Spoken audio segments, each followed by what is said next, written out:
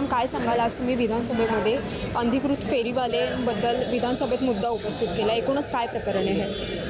वसई विरार महानगरपालिकेमध्ये अनधिकृत फेरीवाल्यांचा अगदी सुळसुळाट झालेला आहे. म्हणजे हे फेरीवाले कुठून येतात, कुठे राहतात, त्यांच्या वास्तव्याचे काही पुरावे नाही, त्यांच्या आयडेंटिटीचा काही पुरावा नाही, त्यांच्याकडे राहण्यासाठी पोलिसांची NOC नाही आणि अशा प्रकारे हे फेरीवाले दिवसभर रस्त्यावरती फिरत असतात.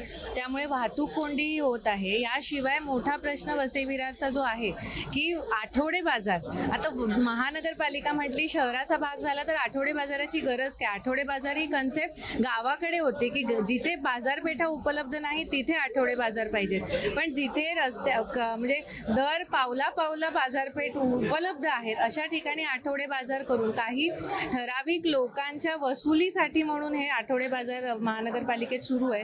आणि जिथे जिथे हे आठवडे बाजार सुरू होतात तिथे अक्षरशः परिस्थिती अशी निर्माण होते की बाईक किंवा रिक्षाही त्या रस्त्यांवरनं जाऊ शकत नाही.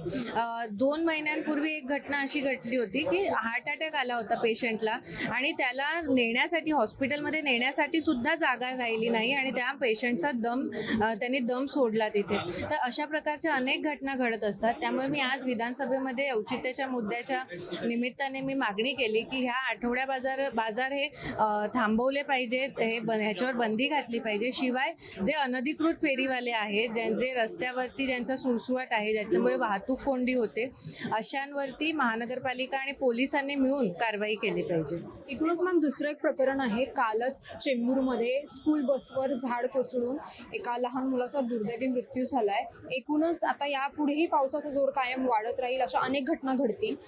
या सगळ्या प्रकरणावरून झाडांचं ऑडिट करणं हा एक मुद्दा पुढे येतोय. या प्रकरणाकडे आपण कसं बघता? निश्चितच अत्यंत दुर्दैवी घटना आहे आणि कालचा जर आपण फोटो पाहिला असेल तर ते झाडाची एखाद दुसरी फांदी पडली नाही आहे, तर ते झाड मुळासकट उन्मळून पडलेलं आहे त्या ह्याच्यावरती. आता ही आपण म्हणायला गेलं तर ह्यामध्ये कोणाही मानवी दोष नाही आहे, हा नैसर्गिक दोष आहे. परंतु जेव्हा आपण राहतो एका परिसरामध्ये त्यावेळेला झाडं हा सुद्धा त्या रचनेचा एक भाग आहे आणि त्यामुळे महानगरपालिकेने, सगळ्याच महानगरपालिकेने, मुंबईच्याच नाहीत, सगळ्याच महानगरपालिका क्षेत्र असू दे किंवा ग्रामपंचायत क्षेत्र असू दे, आपल्या परिसरातली जी झाडं आहेत आणि विशेषतः रस्त्यांना लागून जी झाडं आहेत त्या झाडांचं ऑडिट हे केलं पाहिजे. आणि प्रत्येक जीव हा खूप मोलाचा असतो. आता त्या 11 वर्षाच्या मुलाचं निधन झालेलं आहे. अत्यंत दुर्दैवी अशी घटना आहे. त्याच्या आईवडिलांवरती किती मोठा दुःखाचा डोंगर कोसळलेला आहे. त्या मुलाला आपण परत आणू शकत नाही, पण अशी दुर्दैवी घटना परत घडू नये यासाठी प्रशासनाने आणि शासनाने एकत्र मिळून निश्चित ठोस पावलं उचलली पाहिजे. एकूणच ते जे कुटुंब होतं त्यांनी या पूर्ण घटनेबद्दल अगदी दुःख व्यक्त केलंय. सरकारकडून त्यांनी मागणी केली की आम्हाला मदत मिळावी. या प्रकरणाबद्दल एकूणच सरकार कसं अपेक्षित आहे बघणं, आणि सरकारकडून काही मदत अपेक्षित आहे का? महायुतीचं सरकार हे निश्चितच संवेदनशील सरकार आहे आणि देवाभाऊंच्या नेतृत्वाखाली संवेदनशीलता प्रशासनाचीही वाढलेली आहे.